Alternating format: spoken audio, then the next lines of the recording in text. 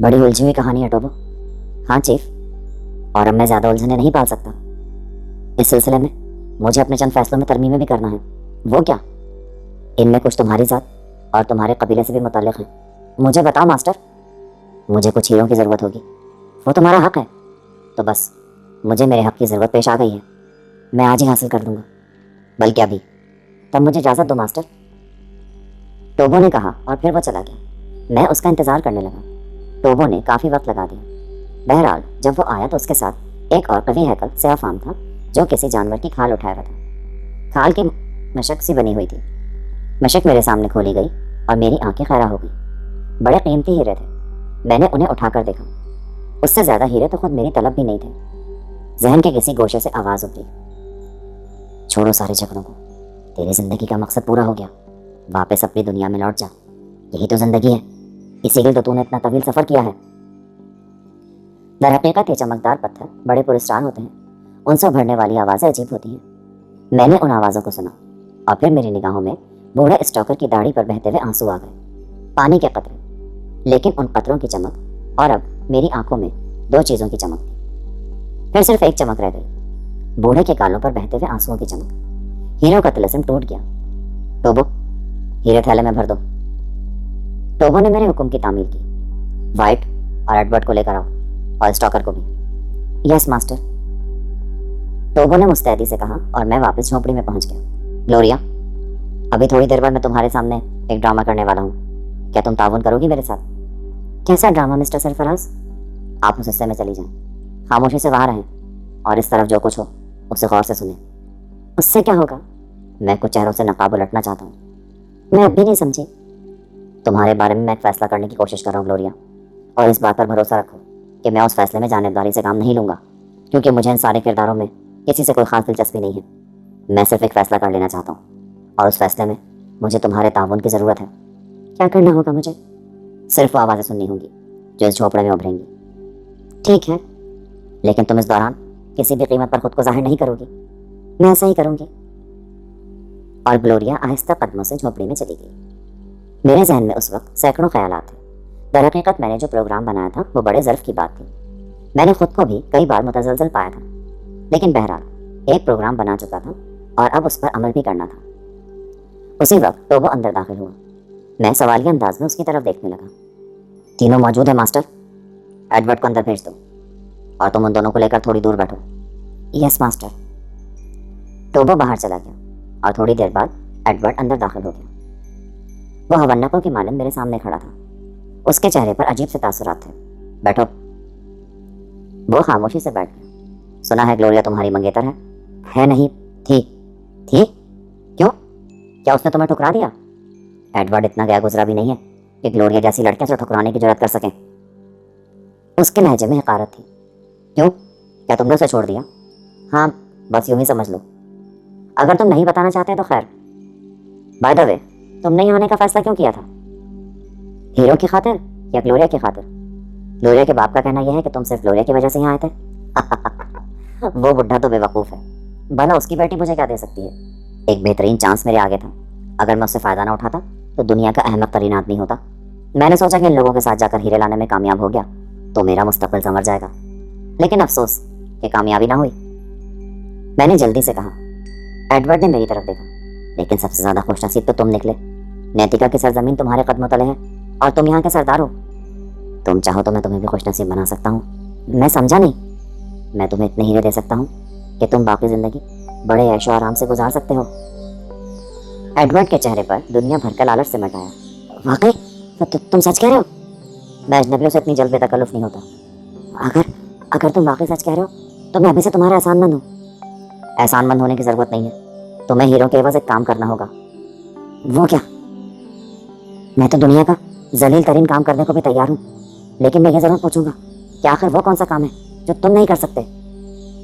मामूली सा काम है, पर क्या? मैं ये चाहता हूँ कि तुम हीरे लेकर ग्लोरिया से दस्तबरदार हो जाओ।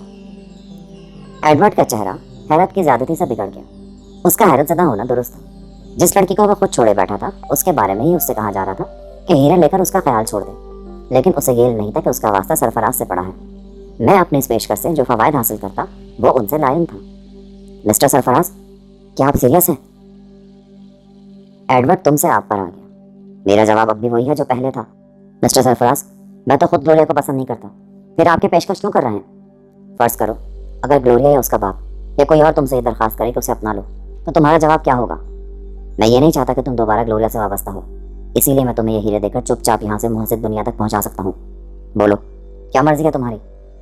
میں ایک ایسی عورت کے ساتھ وابستہ ہونے کا تصور بھی نہیں کر سکتا جو میرے ہی سامنے لانیہ طور پر کسی دوسرے مرد کے ساتھ راتیں گزار چکی ہو. اور پھر ہیرو میں بڑی کشش ہوتی ہے مسٹر سرفراز, ان کے لیے تو دنیا کی عفت مآب ترین لڑکی ٹھکرائی جا سکتی ہے. گڈ, تمہارا جواب سن کر مجھے ذاتی طور پر خوشی ہوئی ایڈورڈ. ایڈورڈ نے غور سے میری طرف دیکھا اور ایک آنکھ دبا کر بڑی بے حیائی سے بولا, غالباً مسٹر سرفراز گلوریا آپ کو پسند آ گئی ہے, جبھی تو آپ اتنے بے چین ہیں. غصے کے مارے میرا خون کھول اٹھا, لیکن میں نے بڑی مشکل سے اپنی حالت پر قابو پایا. مسٹر سرفراز, وائٹ بھی گلوریا کا طلبگار ہے, اس کے بارے میں آپ کے کیا خیالات ہیں؟ اس کی تم فکر مت کرو. ایڈورڈ نے میرے لہجے میں چھپی ہوئی تلخی محسوس کر لی.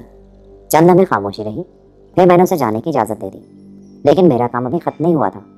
میرے حکم پر وائٹ کو اندر بلا لیا گیا. اس کے چہرے پر ہوائیاں اڑ رہی تھیں. اندر داخل ہوتے وہ میری طرف بڑھا, لیکن میرے چہرے پر دوستانہ جذبات پا کر اس کے قدم ٹھٹک گئے. آؤ وائٹ. اس کا منہ حیرت سے کھل گیا. میں نے اسے بیٹھنے کے لیے اشارہ کیا. پھر میں نے ایک کونے میں رکھا ہوا ہیروں کا تھیلا اٹھایا اور اسے لے جا کر وائٹ کے قدموں میں الٹ دیا. جھونپڑے کی نیم تاریک فضا میں رنگ برنگی روشنیوں کا طوفان منڈایا. وائٹ بھوچنگتا رہ گیا. دیوانوں کی مانند اس نے اپنے دونوں ہاتھ ہیروں کے ڈھیر میں داخل کر دیے اور خوشی سے پلکاریاں لگانے لگا.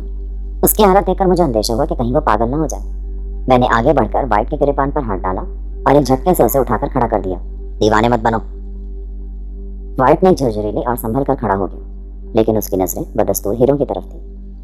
سونا لالچی انسان, اگرچہ تو نے مجھے ہلاک کرنے میں کوئی کسر نہیں چھوڑی تھی اور تو اس بات کا مستحق ہے کہ اس جرم کے بدلے تجھے کتے کی موت مارا جائے, لیکن ابھی مشرق مغرب کی طرح اتنا ظالم نہیں ہوا. ان حوروں کو سمیٹ لے اور اپنی منحوس صورت لے کر دفع ہو جائے یہاں سے. کہیں ایسا نہ ہو کہ میرا ارادہ بدل جائے اور آنے والی صبح تیری لاش دیکھے. وائٹ کی حالت بری تھی. وہ پاگلوں کی طرح ہیروں کی طرف لپکا اور اس کے ہاتھ مشینی انداز میں تھیلا بھرنے میں مصروف ہو گئے. میں دلچسپ نظروں سے اسے تھیلا بھرتے دیکھتا رہا. تھیلا بھرنے کے بعد اس نے مٹی میں ہاتھ چلانے شروع کر دیے. یہ کیا کر رہے ہو؟ دیکھ رہا ہوں کہیں کوئی ہیرا رہ تو نہیں گیا. تمہارا ایک سب سے بڑا ہیرا تو یہیں رہ گیا. ایک کہاں ہے وہ؟ میں ان بے جان پتھروں کی بات نہیں کر رہا. میری مراد اس ہیرے سے ہے جسے تم گلوریا کہتے ہو. وائٹ کے چہرے پر ایک لحظے کے لیے کشمکش کے آثار نظر آئے. وہ کچھ دیر سوچتا رہا, پھر گویا اس نے کوئی فیصلہ کر لیا. وہ ہیروں کا تھیلا اپنے سینے سے لگا کر تن کر کھڑا ہو گیا. ہے شریف ایشیائی نوجوان, تم نے مجھے اتنے ہیرے دے دیے ہیں کہ اب مجھے مزید کسی ہیرے کی خواہش نہیں ہے. تمہاری باتوں سے مجھے پہلے اندازہ ہوا تھا کہ تم گلوریا کو پسند کرنے لگے ہو. چنانچہ میں نے ایک فیصلہ کیا ہے. کیسا فیصلہ؟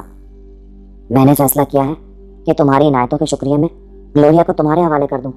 میرا خیال ہے تمہیں اس سلسلے میں کوئی اعتراض نہیں ہوگا. اعتراض؟ میرے جبڑے بھیج گئے. میں نے ایک ہاتھ ہیروں کے تھیلے پر ڈالا اور ایک لات وائٹ کے رسید کر دی. میرے اس اچانک حملے سے وہ دور جا گرا. اس سے پہلے کہ وہ سنبھلتا, میں نے دوسری ٹھوکر رسید کی اور وہ بے جان پتھر کی طرح لڑکتا ہوا جھونپڑی کے دروازے سے باہر جا گرا. جھونپڑی کے باہر کھڑے ہوئے ٹوبو نے معنی خیز انداز میں گردن ہلائی اور آگے بڑھ کر وائٹ کو اپنے مضبوط بازوؤں کی گرفت میں لے لیا. اس ذلیل آدمی کو لے جا کر کسی اذیتناک جگہ بند کر دو. کل صبح اس کے مستقبل کا آخری فیصلہ کر دیا جائے گا. بوڑھا اسٹاکر حیران کن نگاہوں سے یہ تمام کارروائی دیکھ رہا تھا. ٹوبو وائٹ کو لے کر ایک طرف چلا گیا. میں نے اسٹاکر کو بلایا اور جھونپڑی میں داخل ہو. اسٹاکر خاموشی سے چلتا ہوا اندر داخل ہوا. میں اپنی حالت پر قابو پا چکا تھا. میری سانس اعتدال پر آ چکی تھی. اسٹاکر کے اندر آنے کے بعد میں نے ہیروں کا تھیلا اٹھا کر اسٹاکر کے سامنے رکھ دیا. اسٹاکر نے ہیرے دیکھے تو اس کا منہ حیرت سے کھل گیا. یہ کیا ہے ماسٹر؟ لوگوں کی دیکھا دیکھی اس نے بھی مجھے ماسٹر کہنا شروع کر دیا تھا. تم نے ان تاریک جنگلات میں جو اذیتناک دن گزارے ہیں, یہ ہیرے ان کا معاوضہ ہیں. یہ ہیرے لو اور اپنی محسن دنیا میں واپس لوٹ جاؤ. اسٹاکر کی آنکھوں میں آنسو آ. اس نے ہیروں کا تھیلا ایک طرف اچھال دیا اور روتا ہوا مجھ سے لپٹ گیا. مجھے ہیرے نہیں چاہیے ماسٹر, مجھے ہیرے نہیں چاہیے. تم بس مجھے میری بیٹی واپس دلا دو. اگر وہ مجھے مل جائے تو میں سمجھ لوں گا کہ میں نے سب سے بڑا خزانہ پا لیا. ان ہیروں سے مجھے کیا سکون ملے گا؟ میری زندگی کا سب سے بڑا سکون میری بیٹی ہے. خدا کے واسطے ماسٹر, میں تمہارے قدموں میں گرنے کو تیار ہوں. مجھے میری بیٹی دلا دو. بوڑھا اسٹاکر بچوں کی طرح زاروں قطار رو رہا تھا. خود میری آنکھیں بھی نم ہو گئی۔ بھاگتے قدموں کی آواز سن کر ہم فوراً چونک اٹھے۔ گلوریا بھاگتی ہوئی اندر داخل ہوئی اور اسٹاکر سے لپٹ گئی۔ ڈیڈی، آپ کتنے عظیم ہیں اور میں کتنی پست، مجھے اس بات کا ابھی علم ہوا، خدا کے لیے مجھے معاف کر دیجیے۔ گلوریا نے روتے ہوئے کہا۔ اسٹاکر کی حالت عجیب تھی۔ اس نے دیوانوں کی طرح گلوریا کو بھیج بھیج کر پیار کرنا شروع کر دیا۔ میری بچی، معافی تو مجھے مانگنی چاہیے کہ میں تیری حفاظت نہیں کر سکا۔ میرے بوڑھے بازو تیرے لیے چٹان نہیں بن سکے۔ میں تجھ سے بہت شرمندہ ہوں بیٹی۔ ڈیڈی پلیز مجھے شرمندہ مت کرے، غلطی میری ہے جو میں اپنے باپ کے بڑھاپے کا خیال نہیں کر سکی۔ مجھے کیا پتا تھا کہ جسے میں اپنا محافظ سمجھ رہی تھی وہی مجھے فروخت کرنے کی کوشش کرے گا۔ آنکھیں تو میری بھی کھل گئی ہیں۔ میں نے جن ہیروں کے لیے اپنی دنیا کو چھوڑا تھا، اب دیکھو وہی ہیرے میرے قدموں میں بکھرے ہوئے اور مجھے ان کی کوئی پرواہ نہیں۔ گلوریا نے زمین پر بکھرے ہوئے لاتعداد بیش قیمت ہیرے دیکھے تو اس کا منہ حیرت سے کھل گیا۔ او ڈیڈی، اتنے بے شمار ہیرے! او مائی گاڈ، کہیں میں پاگل نہ ہو جاؤں۔ ہیرے نہیں، انہیں پتھر کہو۔ انہیں نہ ہم کھا سکتے ہیں نہ پہن سکتے ہیں، کیا ہمارے کس کام۔ البتہ اگر تم انہیں صرف ان کے رنگ اور چمک کی وجہ سے چھونا چاہو تو میں انکار نہیں کروں گا۔ انہیں دیکھو، اچھی طرح دیکھو اور پھر ٹھکرا دو، اس سے زیادہ ان کی حیثیت نہیں ہے۔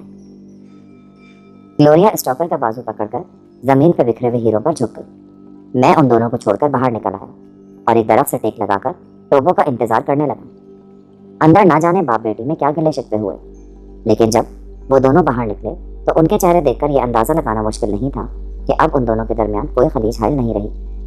لیکن نہ جانے کیوں میرے دل میں ہلکا ہلکا سا درد اٹھنے لگا۔ مجھے اپنے گھر والے یاد آ گئے۔ کتنی ہی خلیجیں میرے اور ان کے درمیان حائل ہیں، لیکن ایسا کوئی نہیں جو ان خلیجوں کو کاٹ سکے۔ مجھے اپنے آپ پر غصہ آ گیا اور میں نے سر جھٹک کر اندر آنے والے خیالات کو منتشر کیا اور اسٹاکر اور گلوریا کو دیکھنے لگا جو میری ہی طرف آ رہے تھے۔ مسٹر سرفراز، میرے پاس وہ الفاظ نہیں جن کے ذریعے آپ کا شکریہ ادا کیا جا سکے۔ واقعی آپ سچ کہتے تھے اور میں بہت بے وقوف تھی کہ آپ کی باتوں کا اعتبار نہیں کیا۔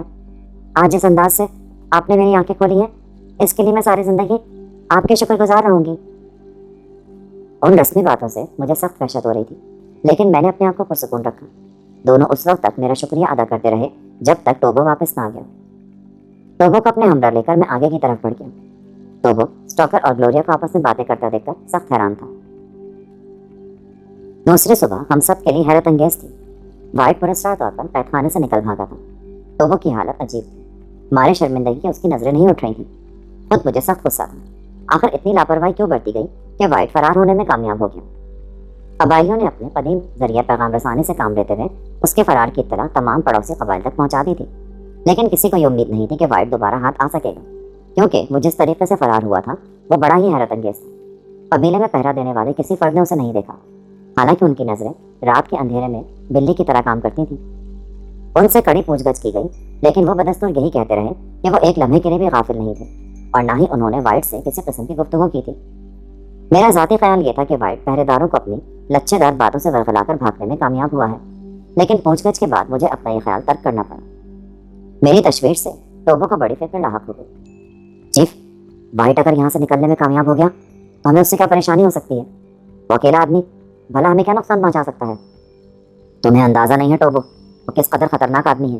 میں نے پہلے دن سوچ لیا تھا کہ اس کا زندہ رہنا ہم سب کے لیے خطرے کا باعث ہے، لہٰذا میں اسے زندہ رہنے کا کوئی موقع فراہم کرنے کے موڈ میں نہیں تھا۔ ٹوبو نے میری طرف دیکھا، اس کی کشادہ پیشانی پر تفکرات کی شکلیں نمایاں تھیں، پھر گویا کسی خیال نے اسے تفکرات سے نجات دلا دی۔ وہ بڑے مطمئن لہجے میں بولا، ماسٹر، مجھے پوری امید ہے کہ وائٹ اب تک زندہ نہیں ہوگا۔ یہاں قدم قدم پر اتنے خطرات ہیں کہ ایک عام آدمی سوچ بھی نہیں سکتا۔ یہ بظاہر بے ضرر نظر آنے والی ٹہنیاں انسان کو اپنے شکنجوں میں اس طرح جکڑ دیتی ہیں کہ موت سے پہلے ان کی گرفت سے چھٹکارا ملنا مشکل ہوتا ہے۔ وہ تو ٹھیک ہے ٹوبو، لیکن نہ جانے کیوں میری چھٹی اس خطرہ محسوس کر رہی ہے۔ وائٹ جس سازشی ذہن کا مالک ہے اسے نظر انداز نہیں کیا جا سکتا، اور اب میں نے ایک فیصلہ کیا ہے۔ کیسا فیصلہ ماسٹر؟ یہی کہ اگر کل تک وائٹ زندہ یا مردہ ہمارے ہاتھ نہیں لگا تو میں بذات خود اسے تلاش کروں گا۔ ماسٹر، کیا وہ سفید چمڑی والا سور اس قابل ہے کہ اس کی تلاش میں مارا پھرا جائے؟ ہاں ٹوبو۔ ماسٹر، میں یہ ہرگز برداشت نہیں کر سکتا کہ تم ان جنگلات میں بھٹکو جو تمہارے لیے بالکل اجنبی ہیں۔ ٹوبو تمہیں نہیں جانے دے گا، تمہاری جگہ ٹوبو ذلیل آدمی کو تلاش کرے گا، اور یہ ٹوبو کا وعدہ ہے تم سے کہ وہ ناکام چہرہ لے کر تمہارے سامنے نہیں آئے گا۔ میں تمہارے جذبے کی قدر کرتا ہوں، لیکن میں تمہیں ہرگز اس کی تلاش کی اجازت نہیں دوں گا۔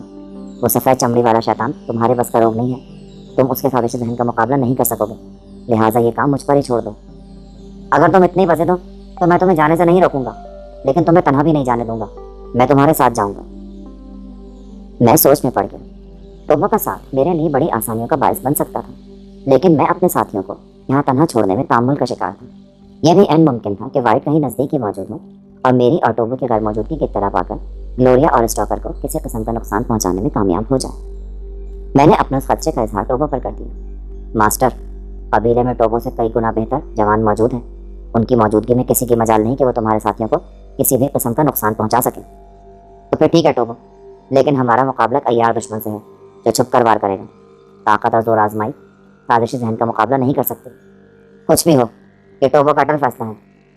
کیا وہ دن بھول گئے تم جب ٹوبو نے تمہارے خون کے ساتھ خون ملا کر ہمیشہ تمہارا ساتھ دینے کا عہد کیا تھا؟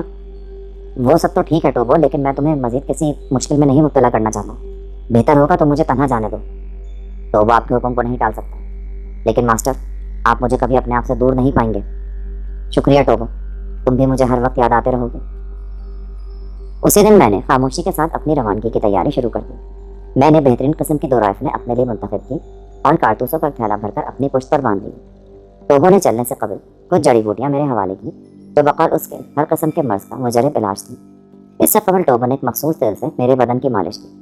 اس کا کہنا تھا کہ پورا جنگل عجیب و غریب حشرات الارض سے بھرا پڑا ہے جو اگر کسی انسان کو کاٹ لے تو اس کا بچنا محال ہے۔ اس تیل کی موجودگی سے وہ مجھے کسی قسم کا غضب نہیں پہنچا پائیں گے۔ ٹوبو نے ایک بہترین کام یہ کیا تھا کہ پورے علاقے کا نقشہ بنا کر میرے حوالے کیا تاکہ مجھے اپنا سفر برقرار رکھنے میں کسی قسم کی دشواری نہ ہو۔ ہر قسم کے کیل کاٹے سے لیس ہو کر میں اپنے انجانے سفر کے لیے تیار ہو گیا۔ ٹوبو قبیلے کی سرحد تک مجھے رخصت کرنے آیا۔ اس کی آنکھوں میں عجیب سی چمک تھی جسے میں کوئی معنی نہ دے سکا۔ چند الوداعیہ جملے کہنے کے بعد اس نے مجھ سے ہاتھ ملایا اور میں اسے خدا حافظ کہہ کر آگے بڑھ گیا۔ کافی فاصلہ طے کرنے کے بعد میں نے پیچھے مڑ کر دیکھا تو وہ ابھی تک اسی جگہ کھڑا تھا۔ میرے دل پر اس کی بے لوث محبت کا گہرا اثر ہوا۔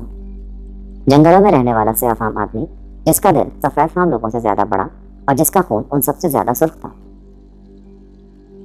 میرا دماغ پھر اپنے ماضی کی طرف لوٹ گیا۔ نواب فیروز الدین، کوثر اور دوسرے افراد کسی متحرک فلم کی مانند میری آنکھوں کے سامنے تھے۔ ان کا خیال آتے ہی میں چونک اٹھا۔ میں قبیلے میں رہ کر ان لوگوں کو بالکل فراموش کر چکا تھا۔ نہ جانے ان لوگوں پر کیا گزری ہوگی، کہیں ایسا تو نہیں کہ وہ کسی جنگجو قبیلے کے ہتھے چڑھ گئے ہوں یا وہ خوفناک دلدل انہیں نکل گئی ہو جسے ہم اپنے عقب میں چھوڑائے تھے۔ جو جو میں سوچتا گیا میری الجھنوں میں اضافہ ہوتا چلا گیا۔ میرے اندازے کے تحت انہیں اب تک ٹوبو کے قبیلے تک پہنچ جانا چاہیے تھا، لیکن ان کا نہ پہنچنا میرے خدشات کو یقین میں بدل رہا تھا۔ اچانک ایک خیال میرے ذہن میں بجلی کی طرح کھول گیا۔ یہ ممکن تھا کہ نواب صاحب کے قافلے میں اسٹاکر جیسی کہانی دہرائی گئی ہو۔ وہ لوگ لاکھ محسن اور مالدار سے ہیں، لیکن مزید دولت کی خواہش دنیا کے کس انسان کو نہیں ہوتی۔ میکنا کے مسئلے پر قافلے کے نوجوانوں کا رویہ میں دیکھ چکا تھا۔ ہو سکتا ہے ہم لوگوں کے جانے کے بعد اچانک میری آنکھوں میں اندھیرا سا چھانے لگا۔ ایک خیال نے میرے بدن میں سرد لہریں سے دوڑا دی تھی۔ تو کہیں ایسا تو نہیں کہ ہم لوگوں کے جانے کے بعد ان لوگوں نے اپنا غصہ نواب صاحب پر اتارا ہو؟ اسٹاکر کی کہانی اس انداز میں بھی تو دہرائی جا سکتی ہے۔ ضروری نہیں کہ ہر جذبے کی بنیاد عورت اور دولت ہو۔ انتقام بھی بذات خود سب سے بڑا جذبہ ہے۔ یہ میں نے کیا کیا؟ مجھے اپنے گزشتہ دنوں پر پچھتاوا ہونے لگا۔ پھر ایک نیا خیال میرے ذہن میں آیا۔ قافلے میں میکنا اور اس کے ساتھی ہی تو اصل قوت کے مالک نہیں، ان کے علاوہ بھی بہت سے سنجیدہ لوگ ہیں۔ کرنل ڈکسن خوب یاد آیا۔ کرنل نواب صاحب کا گہرا دوست ہے اور وہ ان پر کسی قسم کی زیادتی نہیں ہونے دے گا۔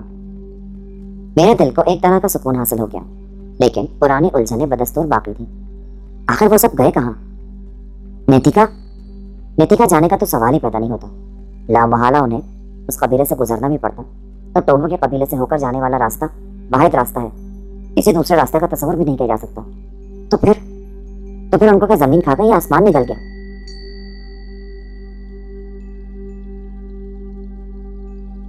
اپلوڈز کے نوٹیفیکیشن حاصل کرنے کے لیے ہمارے چینل کو سبسکرائب کریں اور ساتھ میں دیے گئے گھنٹے کے نشان کو دبانا نہ بھولیں۔